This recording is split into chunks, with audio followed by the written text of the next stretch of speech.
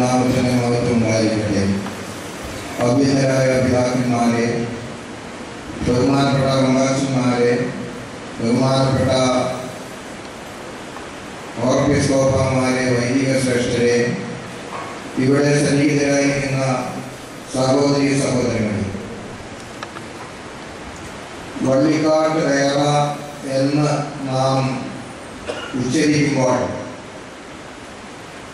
നമ്മുടെ മനസ്സിൽ 2-3 പിതാക്കന്മാരുടെ ഓർമ്മകൾ വളരെ വ്യക്തമായി ഉയർന്നു വരാതിരിക്കുകയും 2 പിതാക്കന്മാർ ഈ ദേവാലയത്തിൽ അന്ത്യവിശ്രമം കൊള്ളുന്നുണ്ട്. അതിലെ ആദ്യത്തെ പിതാവ് മലകസഭയുടെ കാതോലിക്ക സ്ഥാനികളിൽ 2-മനാണ്. പരിശുദ്ധ ബെസേലിയോസ് ഗീവർഗീസ് പ്രഥമൻ ബാബ തിരുവനന്തപുരം 83 വർഷങ്ങൾക്ക് മുൻപാണ് അദ്ദേഹം നമ്മിൽ നിന്ന് സ്വർഗസഭയിലേക്ക് വിളിച്ചു ചേർക്കപ്പെട്ടത്. ഈ ദേവാലയത്തിൽ അന്ത്യവിശ്രമം കൊടുക്കുന്നു. മറ്റൊരു പിതാവ് ഈ ദേവാലയയുടെ ഉദ്ധാരണത്തിനും വളർച്ചയ്ക്കും ഒക്കെ മുഖാന്തരമായി തീർന്ന ഇടുക്കി ഭദ്രാസനത്തിന്റെ അധ്യക്ഷനായിരുന്ന അഭിമന്യ ഔഗേന്മാർ ദിവനാസിയോസ് പിതാവ്. ഈ 2 പിതാക്കന്മാരും ഇവിടെ അന്ത്യവിശ്രമം കൊള്ളുന്നു എന്നുള്ളത് വസ്തുതയാണ്.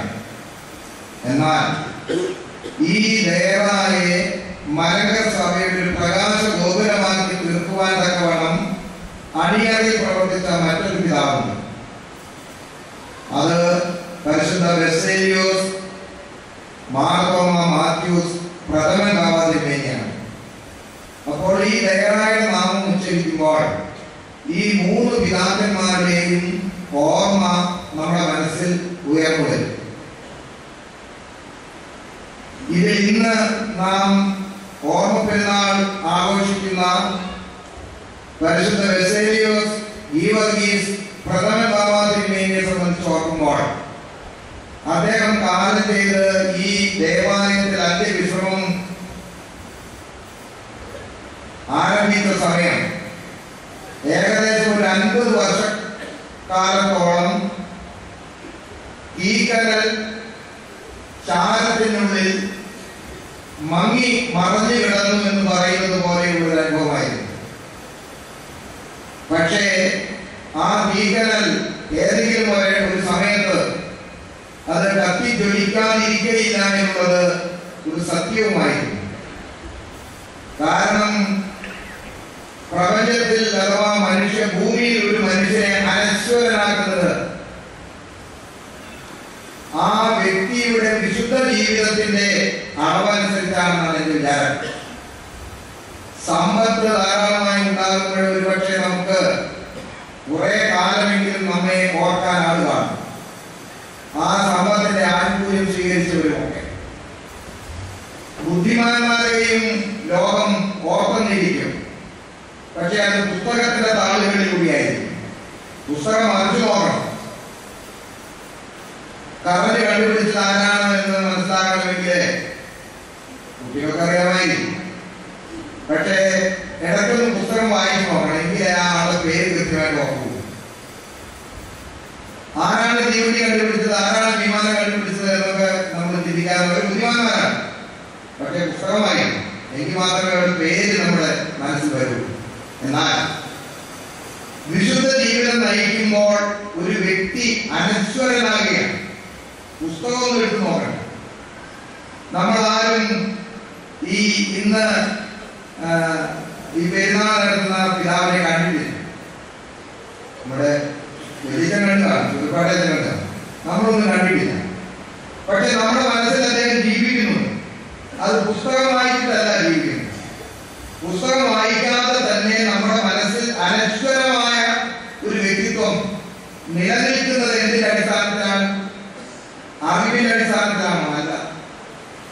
പുസ്തക വായനയുടെ അടിസ്ഥാനത്തിലാണോ? അല്ല. അത് വിശുദ്ധ ജീവിതം നയിക്കുമ്പോൾ ഉണ്ടാകുന്ന ഒരു വലിയ പ്രത്യേകതയാണ്. പ്രിയമുള്ളവരെ, ഈ പരിശുദ്ധ പിതാവ് ഏതാണ്ട് അരനൂറ്റാണ്ട് കാലം ചാരം മൂടിക്കിടന്ന തീക്കട്ടയായി. പക്ഷെ ആ ചാരമൊക്കെ ഒന്ന് ഊരി വെടിപ്പാക്കിയപ്പോൾ ഈ വന്യപിതാവ് ഒരു തീക്കനൽ പോലെ കത്തിജ്വലിച്ചുകൊണ്ട് മലങ്കരസഭയ്ക്ക് അനശ്വരതയുടെ ഭാവം പ്രകാശിപ്പിച്ചുകൊണ്ടിരിക്കുകയാണ്. അതുകൊണ്ടാണ് ഞാൻ പറഞ്ഞത്, ഈ വള്ളിക്കാട് ദേവ ഒരു പ്രകാശഗോപുരമായി this is a lighthouse of the Malankara Orthodox. ഇങ്ങനെ ഈ വലിയ സർക്കസൊക്കെ പട്ടണങ്ങളിൽ ഉണ്ടാകുന്നുണ്ട്, ഒരു വലിയ ലൈറ്റ് ഇങ്ങനെ ചുറ്റും ഇങ്ങനെ റിവോൾവ് ചെയ്തുകൊണ്ടിരിക്കും എന്ന് പറയുന്നത് പോലെ മലങ്കര സഭയുടെ ലൈറ്റ് ഹൗസ് എന്ന് പറയാവുന്ന വിധത്തിലെ ഈ പരിശുദ്ധ ബാബാതിരുമേനിയുടെ അന്ത്യവിശ്രമം കൊള്ളുന്നിടത്ത് അതൊരു പ്രകാശ വലയമായി ദേശവും മലങ്കര സഭയും മുഴുവനും പ്രകാശിച്ചുകൊണ്ടിരിക്കുന്നു എന്നുള്ളതാണ് വസ്തുത. അപ്രകാരം ഒരു ലൈറ്റ് ഹൗസ് ആയി തീരാത്തക്കവണ്ണം ചില മുഖാന്തരങ്ങളാണ് പരിശുദ്ധ വട്ടക്കുമേ ബാബാതിരുമേനിയും അതുപോലെ തന്നെ അഭിമന്യാവുകന്മാർ ദിവനാസിമേനിയും സംശയമൊന്നുമില്ല. അതുകൊണ്ട് തന്നെ ആരും വിളിക്കാതെ ഈ ദേവാലയത്തിലേക്ക് ജനസമൂഹം ഒഴുകി വരുന്നുണ്ട്. ആരാണ് വിശ്വസം നിങ്ങൾക്ക് നോട്ടീസ് കണ്ടോ? അല്ലെന്നുണ്ടെങ്കിൽ ഒരു പത്രത്തിൽ പ്രസ്താവന കേൾക്കുകയാണ്. അത് മറ്റൊന്നുമല്ല, ഇന്നാണ് ആ ദിവസം നിങ്ങളെ ഓർമ്മിപ്പിക്കാനാണ്. പക്ഷേ അങ്ങനെ ഓർമ്മിപ്പിച്ചില്ലെങ്കിലും ജനസമൂഹം, വിശ്വാസ സമൂഹം ഇങ്ങോട്ട് ഒഴുകി വരികയാണ്. എന്തുകൊണ്ടാണെന്ന് ചോദിച്ചാൽ ജീവിത വിശുദ്ധിയാണ് ഒരു മനുഷ്യനെ അനശ്വരനാക്കുന്നത്. അല്ലാതെ കഴിവോ സമ്പത്തോ ബുദ്ധിയോ ഒക്കെ ഒരു നിശ്ചിത നാളുകൾ വരെ മാത്രമേ അത് നമ്മെ കുറിച്ച് ഓർക്കാൻ ആളുകളുള്ളൂ. അതുകൊണ്ട് തന്നെയാണ് സംഗീതക്കാരായിരിക്കുന്ന ദാവീദ് രാജാവ് പറയുന്നത്, നീതിമാന്റെ ഓർമ്മ എന്നേക്കും നമ്മുടെ മനസ്സിലുണ്ടാകും, നീതിമാൻ എന്നേക്കും നമ്മുടെ ഓർമ്മയിൽ ഇരിക്കും. ഇങ്ങനെയാണ് അവർ, നീതിമാൻ എന്നേക്കും നമ്മുടെ ഓർമ്മയിൽ ഇരിക്കും, അവൻ അനശ്വരനാണ്. ഭക്തന്മാരുടെ മരണം യഹോവയ്ക്ക് വിലയേറിയതാണെന്ന് ആ സംഗീതക്കാരൻ ആർക്ക് വിളിച്ചു പറഞ്ഞു. ആ സംഗീതക്കാരൻ മകൻ പറഞ്ഞു, നീതിമാന്റെ ഓർമ്മ അനുഗ്രഹിക്കപ്പെട്ടത് എന്ന് പറഞ്ഞു. സദൃശവാക്യത്തിൽ പറയുന്നു 10-7. അപ്പോൾ ഒരു വ്യക്തിയെ അനശ്വരനാക്കുന്നത് വിശുദ്ധ ജീവിതമാണ്. അത് നമ്മൾ വ്യക്തിയെ കാണണമെന്നൊന്നുമില്ല, കണ്ടില്ലെങ്കിലും കാണാം, മരണപ്പെട്ടാലും ജീവിച്ചുകൊണ്ടേയിരിക്കും. അങ്ങനെയുള്ള ഒരു പരിശുദ്ധ പിതാവാണ് ഈ വാഗദാന ഭാവത്തിൻ്റെ. നിങ്ങൾ ആ കാലഘട്ടത്തിലേക്ക് ഒന്ന് ശ്രദ്ധ ചെലുത്തി നോക്കൂ. 1913 ആ പരിശുദ്ധ പിതാവ് മേൽപ്പെട്ട സ്ഥാനം ഏൽക്കുന്നത്. അത് കഴിഞ്ഞ് 1925 കാതോലിക്ക സ്ഥാനത്തേക്ക് ഉയർത്തപ്പെടുന്നത്. ആ കാലഘട്ടത്തിലെ കാതോലിക്ക സ്ഥാനം എന്ന് പറഞ്ഞാൽ ഒരു ഇരുമ്പ് കസേര പഴുത്ത് ജ്വലിച്ചു നിൽക്കുന്ന ഇരുമ്പ് കസേരയിൽ ഇരിക്കുന്നത് പോലെയാണ്. ഇരുന്നാൽ പോകും, ദേഹമൊന്നും കാണില്ല, എരിഞ്ഞു പോകും. അത്രയും തിളച്ചു പോകുന്ന തീച്ചൂളയിലിരിക്കുന്ന അനുഭവമാണ് നമ്മുടെ കാതോലിക്ക സ്ഥാനം. ആ അർത്ഥത്തിൽ ഇന്നോ അത്രയൊന്നും ഉണ്ടെന്ന് വിചാരിച്ചു. 1912 ആദ്യത്തെ കാതോലിക്കാരെ നമ്മൾ ഇവിടെ വാഴിച്ചു. വട്ടശ്ശേരി തിരുമേനി അതിന് എല്ലാ കാര്യങ്ങളും ഒരുക്കി. ആ വർഷത്തിൽ 2 വർഷം മാത്രമേ ആ സ്ഥാനത്ത് ഇരുന്നുള്ളൂ. പിന്നീട് ഒരു 13 വർഷക്കാലം കാതോലിക്ക സ്ഥാനം ഒഴിഞ്ഞു കിടന്നു. കുരിക്കോട് തിരുമേനി ആഗ്രഹിച്ച് അതായത് ഇവിടെ ഒരു കാതോലിക്ക സ്ഥാനം ഉണ്ടായാൽ കൊള്ളാമെന്ന് മനസ്സിൽ ആഗ്രഹിച്ചിരുന്നെങ്കിലും അദ്ദേഹത്തിന് കാണാനില്ല. പക്ഷേ വടുതേരി തിരുമേനി അതിനെ എല്ലാ കാര്യങ്ങളും ഒരുക്കി മലങ്കര സഭയ്ക്ക് ഒരു സ്വയം ശീർഷകത്വം എന്ന് പറയുന്ന വലിയൊരു പദവിയിലേക്ക് ഈ സഭയെ ഉയർത്തി. ഒന്നാം കാതോലിക്ക ബാബ തിരുമേനി, നമ്മൾ പറയും മുരുകന്റെ തിരുമേനി, ബെസേലിയോസ് പൗലോസ് പ്രഥമ ബാബ തിരുമേനി, ബാബാകുട ചെറിയ വഴിയിൽ അദ്ദേഹം അന്ത്യവിശ്രമം കൊടുത്തു.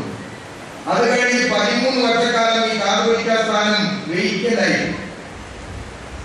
എന്നിട്ടാണ് ഈ പരിശുദ്ധ പിതാവ് ആ സ്ഥാനത്തേക്ക് അവരോധിക്കപ്പെടുന്നത്. ഒരു 3-3.5 വർഷക്കാലം മാത്രമേ ഈ പിതാവും ആ സ്ഥാനത്ത് കഴിയാനായിട്ട് സാധിച്ചുള്ളൂ. ആ കാലഘട്ടത്തിലെ എന്തുമാത്രം മലങ്കര സഭയ്ക്കകത്ത് വേദനകളുടെയും വ്യവഹാരങ്ങളുടെയും ഒരുപാട് പ്രതിസന്ധികളുടെ മധ്യത്തിലാണ് ഈ സ്ഥാനമൊക്കെ അവർ വഹിച്ചിരുന്നത്. അവിടെയും വിശുദ്ധ ജീവിതം, പ്രാർത്ഥനാ ജീവിതം, ദൈവബന്ധം, ആധ്യാത്മികമായ ശക്തി, ആ ഒരു തലത്തിൽ മാത്രമാണ് ഈ പിതാക്കന്മാരെ ഈ സഭയുടെ മുഖ്യസ്ഥാനം വഹിച്ചതും നമ്മെ നയിച്ചതും. പരിശുദ്ധ വട്ടക്കുന്നിൽ ബാബ തിരുമേനി എപ്പോഴും പറയാറുണ്ടായിരുന്ന വാചകമാണ്, ഈ വാകത്താനം ബാബ തിരുമേനി പരിശുദ്ധനാണ്. വാകത്താനം ബാബ തിരുമേനി മഹാപരിശുദ്ധനാണെന്ന് കാലനീത വട്ടക്കുന്നിൽ മാത്യൂസ് പ്രഥമ ബാബ തിരുമേനി സ്വകാര്യ സംഭാഷണത്തിൽ അനേക തവണ പറയുന്നത് ഞാൻ കേട്ടിട്ടുണ്ട്. 1975 പരിശുദ്ധ മാത്യൂസ് പ്രഥമ ബാബ തിരുമേനി കാതോലിക്ക സ്ഥാനത്തേക്ക് അവരോധിക്കപ്പെട്ടപ്പോൾ തന്റെ മുൻഗാമികളായിട്ടുള്ള കാതോലിക്ക പിതാക്കന്മാരെ അന്ത്യവിശ്രമം കൊള്ളുന്ന എല്ലായിടത്തും അദ്ദേഹം പോയി പ്രാർത്ഥിച്ചു, ധൂപം വെച്ചു, സന്ദർശിച്ചു. അവിടെ ചെന്നും ബാബാവിടെ ചെന്നും ധൂപം വെച്ചു. തിരുമേനിയുടെ മനസ്സിലൊരു ഉൾപ്രേരണയുണ്ടായി, ഈ കബറിടം ഇങ്ങനെ കിടന്നാൽ പോരാ. ബാബാവിടെ ഒന്നാം കാതോലിക്കയുടെ കബറിടം കുറെക്കൂടെ അത് മനുഷ്യർക്ക് അത് ബോധ്യമാകത്തക്കവണ്ണം അത് പണിതുയർത്തണമെന്ന് തിരുമേനി തീരുമാനിച്ചു. ഈ ദേവാലയം തിരുമേനി ഈ പിതാവിന്റെ കബറിടത്തിൽ ധൂപം വെച്ചു. തിരുമേനിയുടെ മനസ്സിൽ ഒരു ഉൾപ്രേരണയുണ്ടായി. മുൻഗാമികളായിരിക്കുന്ന കാതോലിക്ക സ്ഥാനത്തുണ്ടായിരുന്ന പിതാക്കന്മാരുടെ എല്ലാം അന്ന് സഭയ്ക്ക് ഒരു വലിയ ആസ്ഥാനമൊന്നും ഉണ്ടായിരുന്നില്ല. അപ്പോൾ അവരുടെ കബറിടം എവിടെയായിരിക്കുന്നുവോ അവിടെ അത് ഏറ്റവും ശ്രേഷ്ഠമായ രീതി മറ്റുള്ളവർക്ക് വന്ന് പ്രാർത്ഥിക്കാനും അത് മലങ്കര സഭയുടെ ഒരു പ്രകാശ ഗോപുരങ്ങളായി നിലനിൽക്കണമെന്ന് തിരുമേനി ആഗ്രഹിച്ചു, പ്രയത്നിച്ചു. അങ്ങനെയാണ് ഇവിടെയും ഈ സ്ഥാനം ഈ നിലയിൽ ഉയർത്തപ്പെട്ടത് എന്നാണ് എൻ്റെ വിചാരം.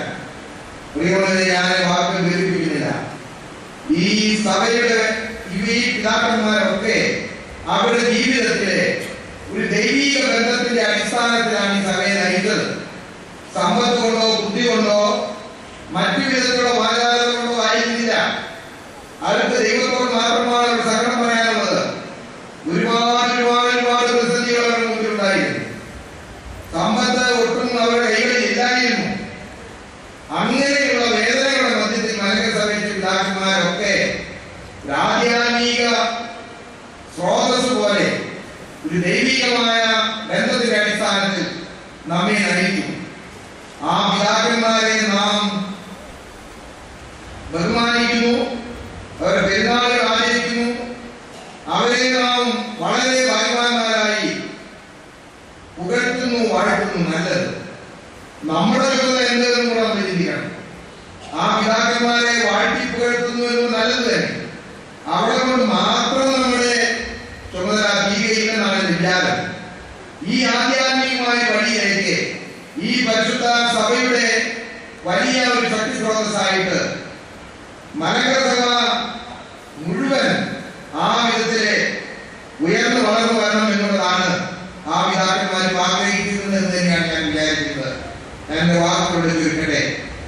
പരിശുദ്ധ പിതാക്കന്മാരൊക്കെ നമ്മുടെ സമ്പത്താണ്. ഭൗതികമായ സമ്പത്ത് അർത്ഥത്തിലല്ല ഞാൻ പറയുന്നത്. ഈ പിതാക്കന്മാരുടെ പ്രാർത്ഥന എപ്പോഴും ഈ സഭയുടെ വലിയൊരു ശക്തി, ഈ സ്രോതസ് തന്നെയാണ്. അതുകൊണ്ട് ഈ വന്യപിതാവിന്റെ ഓർമ്മ നാം ഭക്തിനിർഭരമായി ആഘോഷിക്കുമ്പോൾ ദൈവമേ, വർത്തമാന കാലഘട്ടത്തിലുള്ള ഞങ്ങളുടെ ഈ ആട്ടിൻകൂട്ടത്തിന് ആവശ്യമായ എല്ലാ പ്രതിസന്ധികളുടെ പരിഹാരമാർഗങ്ങളും നിങ്ങളുടെ പ്രാർത്ഥന മുഖാന്തരമായി ഞങ്ങൾക്ക് ലഭിക്കണമേ എന്ന് പ്രത്യേകമായിട്ട് നാം പ്രാർത്ഥിക്കാൻ കടപ്പെട്ടിരിക്കുന്നു എന്ന് ഓർമ്മിപ്പിക്കട്ടെ. ഞാൻ എൻ്റെ വാക്കുകൾ ചുരുക്കുന്നു. ആ പരിശുദ്ധ പിതാവിന്റെ മധ്യസ്ഥത നമുക്ക് ഏവർക്കും കോട്ടയായിരിക്കട്ടെ എന്ന് പ്രാർത്ഥിച്ചുകൊണ്ട് ഞാൻ എൻ്റെ വാക്കുകൾ ചുരുക്കുന്നു. ദൈവമായ കർത്താവ് നിങ്ങളെയും വാഴ്ത്തി അനുഗ്രഹിക്കട്ടെ.